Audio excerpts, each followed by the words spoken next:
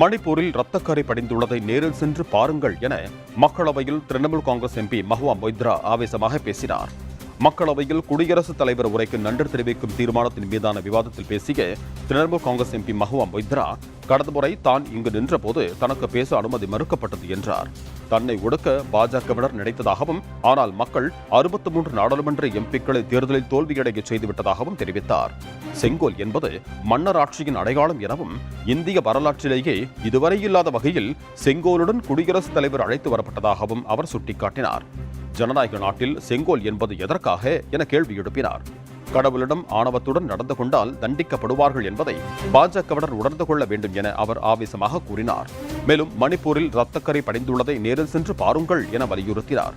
வடகிழக்கு மாநிலங்களுக்கு 4 மடங்கு கூடுதல் நிதி ஒதுக்கி இருப்பதாக குடியரசுத் தலைவர் உரையில் தெரிவிக்கப்பட்டுள்ளதாக அவர் கூறினார். ஆனால் மணிப்பூர் பற்றி ஒரு வார்த்தை கூட இல்லையே ஏன் என மஹுவா மொய்த்ரா கேள்வி எழுப்பினார்.